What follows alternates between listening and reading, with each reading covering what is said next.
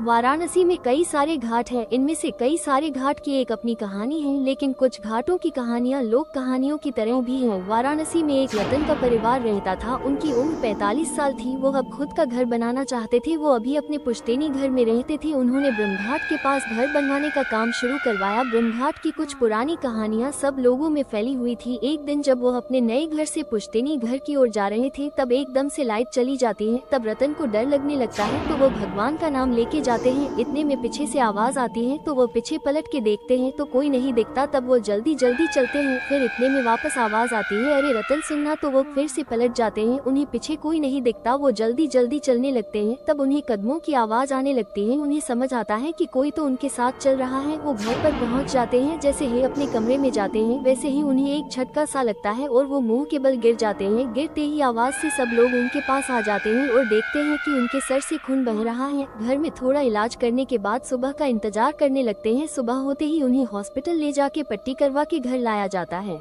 वो जब सो के उठते हैं तो उनकी आंखें एकदम लाल होती हैं। ना ही तो वो किसी से बात करते हैं और ना ही खाना खाते हैं। रात को भी वो खाना नहीं खाते। तो सब सोचते हैं कि शायद चोट लगी है, तो थोड़ा और आराम कर लेंगे तो सही हो जाएगा। लेकिन आधी रात तो उनका कोई रिश्तेदार पानी पीने उठता है, तो देखता है कि रतन खिड़की के 12 बस देखे जा रहा है। तो वो उनकी पत्नी को उठाते हैं। उनकी पत्नी उनसे बात करती है, लेकिन वो कोई जवाब नहीं देते। फिर सुबह हो जाती है और देखते ही देखते हैं 4 दिन बीत जाते हैं। बस वो खिड़की के बाहर देखते रहते हैं। अब सब लोगों को चिंता होती है, तो आस पड़ोस के लोग पूछते हैं कि ये कहाँ गए थे। तब उन्हें पता चलता है वो ब्रह्मघाट रात को गए थे। तब वो बोलते हैं कि तुम्हें वहाँ की घटनाओं के बारे में नहीं पता क्या, कितनी वारदातें उस घाट पे हुई है। वहाँ पर एक ब्राह्म राक्षस का वास है। उसके इलाके में कोई रात के समय जाए उन्हें पसंद नहीं आता है। और रतन तो ब्राह्म घाट के पास मिट्टी फेंक के आए थे। वो भी रात को उनके परिवार वालों ने पंडित जी को बुलाया और वह देखकर ही बोल दिए थे कि हाँ, इनके शरीर में ब्राह्म राक्षस प्रवेश कर गया है। पंडित जी एक रास्ता बताते हैं कि ब्राह्म घाट जाके ब्राह्म राक्षस से माफी मांग लो और बोलो कि आपका स्थान हम हमारे घर में बनाएंगे, आप इस शरीर को छोड़ दो। उनका परिवार ऐसा ही करता है, ब्राह्म घाट में जाके माफी मांगते हैं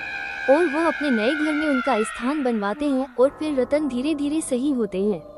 ऐसे तो ब्राह्म राक्षस एकदम शांत रहते हैं, किसी को कुछ नहीं करते, लेकिन अगर कोई उन्हें परेशान करे तो उन्हें वो छोड़ते नहीं है, पीछे पड़ जाते हैं। ऐसे ही और स्टोरी सुनने के लिए फॉलो करें।